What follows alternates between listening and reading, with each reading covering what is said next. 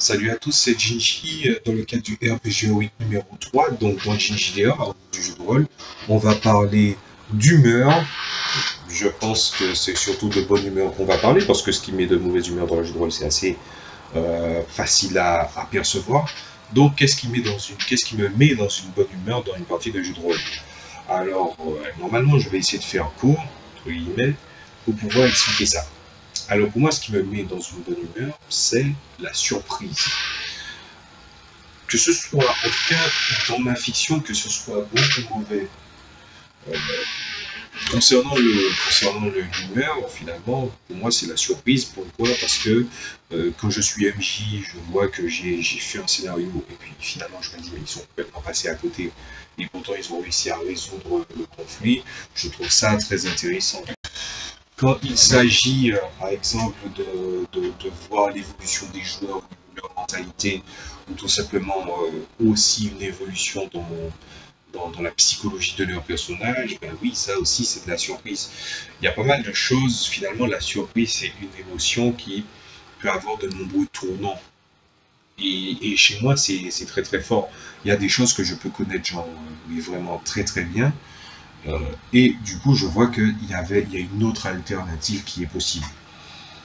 La surprise vient de pas mal de choses, mais que la surprise vienne des joueurs, c'est quelque chose qui est tout aussi rare, en tout cas autour de ma table. C'est quelque chose de tout aussi rare, donc c'est forcément quelque chose qui prend une belle qualité euh, dans ma tablée en particulier. Donc c'est surtout ça. Personnellement, je ne me, je- y a pas, finalement, il n'y a pas la surprise est un élément qui est puissant, malgré le fait qu'il est rare, mais les autres aspects, finalement, est-ce que ça va? Est-ce que c'est d'autres choses qui pourraient me mettre dans un mood? Malheureusement, non. En quelque sorte, hein, parce que je vais dire, si il faut parler de ma façon de gérer la table, ben, par exemple, ça m'arrive de faire des parties où j'ai l'impression que je suis rincé, je suis fatigué, et je me dis, ouais, non, mais c'est bon. Je pose la question, je dis, mais j'ai l'impression que j'ai fait une partie à chier. Et ils me disent, non, mais c'est bon, c'était très bien la partie. Je suis pas d'accord. Et ça me surprend. À ce moment-là, je trouve ça très surprenant qu'il me dise ça. Il me dit, oui, j'ai aimé telle partie, de partie. Parce qu'évidemment, quand quelqu'un vous dit, bon, j'aime bien tout ça, et non, faut pas t'arrêter à ça. Bon, évidemment, il faut vous méfier, hein, parce que, bon, loin de dire que mes joueurs sont des focus, mais ça ne m'étonnerait pas qu'il y en ait deux, trois planqués. Voilà. Je suis complètement sérieux là-dessus. Donc, qu'il vous explique exactement quelle chose surprend tout ça. Et finalement, quand au niveau du rapport de partie, ils savent exactement ce qu'ils aiment beaucoup moins, ben, ça me donne une idée. Donc, le traitement des parties, ouais, ça peut pas me mettre dans un mood. Si je sais que je vais dans la bonne direction, ça va. Les prises de risque, j'en prends toujours. Je vais dire, ça surprend toujours les joueurs quand je leur montre le carnet avec les nombreux scénarios que j'ai écrits.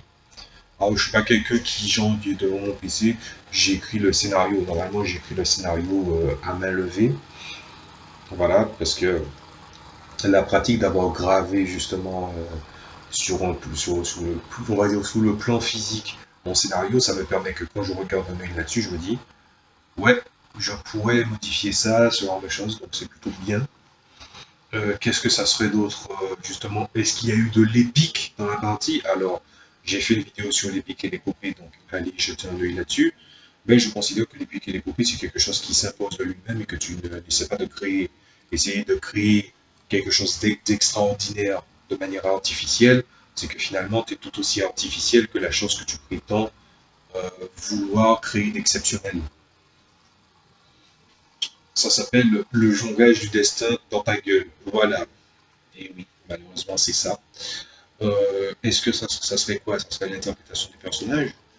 Je pense que je suis quelqu'un qui reste quand même dans une certaine zone de confort par rapport à ça. Mais quand je suis lâché, ça fonctionne bien. Mais il y a des moments, hein, il faut avouer que je me limite parce que quand j'essaie de faire quelque chose, genre à la première personne, il y a des personnes qui ne comprennent pas, la connexion est pourrie, donc ils ne comprennent encore moins bien. Donc du coup, je reste assez sommaire, simple et efficace. Et des fois, ça ne suffit pas. Donc il y a un problème de compréhension parfois. Ensuite, au niveau des règles, ben, je sais vite consulter les règles une fois que je les ai sous la main. Et voilà, peu importe le jeu. Et surtout, si jamais je vois qu'il y a une règle et puis je me dis, mais cette règle, elle est en conne, je sais vite régler le truc. Donc finalement, ouais, c'est le seul truc qui finalement sort du contexte, sort de tout ce que je viens de dire. Donc tout ce qui est méta-jeu, tout ça, méta-tablé, bah, c'est finalement le sentiment de surprise, la surprise, l'émotion de la surprise. Et voilà.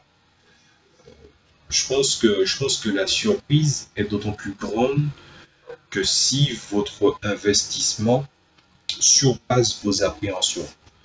C'est-à-dire que si vraiment vous dites ah oui, mais qu'est-ce qui se passe si ça passe pas, tout ça, c'est pour ça que en amont, je prépare vraiment, quand je veux vraiment qu'une scène ou quelque chose de. Je veux vraiment traiter une scène de manière excellente, je regarde le truc, je me dis quelle musique je mets à ce moment-là, comment je fais pour m'en sortir, voilà. Donc, c'est vrai que ça serait bien de donner un exemple. Je pense que c'est comme un personnage qu'un de mes joueurs a interprété. Donc son personnage a perdu son corps et finalement la moitié une bonne partie de son corps physique a été enfermé dans une machine. On a transféré sa conscience et puis en fait son corps commençait à le corps dont il avait été séparé finit finalement par être fonctionnel, mais il faut refaire la translation en perdant en gagnant le plus de mémoire possible de ce qu'il avait pour éviter de perdre une intégrité, une intégrité identitaire marquée. Voilà, il fallait faire en sorte que l'identité reste et que la mémoire aussi reste la plus intacte possible. Et du coup, je me suis rappelé que je trouvais quelle musique allait bien. Donc c'était ICU Babyka. Et toute ma description a tenu le temps de la musique est exactement de la première seconde à la dernière, déjà parce que je connais cette chanson pas par cœur, mais je connais moins sa durée et son rythme. Donc du coup, c'est passé crème. Quand je prépare quelque chose en amont, il faut que quand je le prépare, je ne me pose pas de questions. Il faut que je me dise, c'est le strike que je vise. Systématiquement, du polylabour, et tu te dis, c'est le strike qu'il faut viser. C'est le strike qu'il faut viser. Voilà. Et quand c'est le strike, à ce moment-là, c'est pas la surprise qui fait que je kiffe la partie. C'est que le truc, il a filé. Ah, il a glissé son lubrifiant. Ah, désolé pour l'image, mais voilà. C'est ça. La surprise est un élément extrêmement aléatoire. Et c'est une forme d'aléatoire qui est excellent. Mais quand la performance technique est seulement technique et là et que vous voyez que ça passe tel, ça aussi, ça vous le met dans un bon mode. En tant que joueur, c'est une autre histoire. Je veux dire, j'ai été très peu joueur, et pour moi, il n'y a pas de truc qui me met dans un bon mood, sauf, on va dire, la coordination avec les autres joueurs. Les autres personnes à la table, est-ce qu'ils sont prêts à collaborer pour faire des bonnes actions ou pas? Et justement, bah, c'est assez difficile, surtout quand les personnes sont des fortes têtes, mais quand finalement ça finit par passer ou qu'ils écoutent plus ou moins ce que vous avez à dire et comment vous allez agir, du coup ça règle assez bien le problème.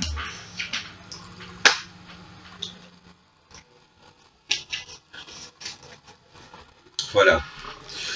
Une fois que tout ceci est mis en place, j'ai pas grand chose d'autre à dire là-dessus. Donc on va conclure là-dessus. Alors finalement j'ai donné tout ce que j'avais à dire concernant le mood. Euh, on ne peut pas avoir d'autres conclusions que ça, hein, sinon bah, n'hésitez pas à mettre un pouce en l'air, à partager, à commenter et aussi à mettre la cloche.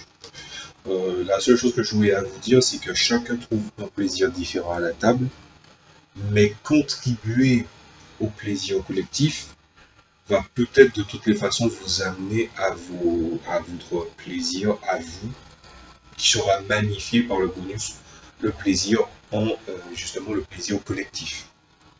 En gros, si vous faites ce qui est à faire de votre côté, pour justement contribuer au plaisir de tout le monde, bien évidemment, le vôtre n'en sera que meilleur. Alors, je vais ajouter une petite conclusion qui est ouverte et c'est pas une question qui est, comment dire ça? C'est pas une question qui est relative au RPG Week, mais c'est une question que si vous écoutez cette vidéo-là, ben, j'attends votre réponse à vous. Est-ce que ça veut dire que quelqu'un qui court après son plaisir et que son propre plaisir, et qui est finalement assez marginal, est-ce que finalement ça vaut le coup de garder cette personne à la table si finalement il est là que pour se contenter de lui et pas la table? C'est une question que je pose à n'importe lequel d'entre vous. Vous êtes débutant, vous êtes vétéran, vous avez un avis sur la notion du bonheur, donnez-moi votre réponse en commentaire ou même en vidéo. Je l'écouterai avec beaucoup d'attention. C'était Gingy pour Gingy DR, je vous dis salut à tous, à la prochaine fois et surtout, jouez bien.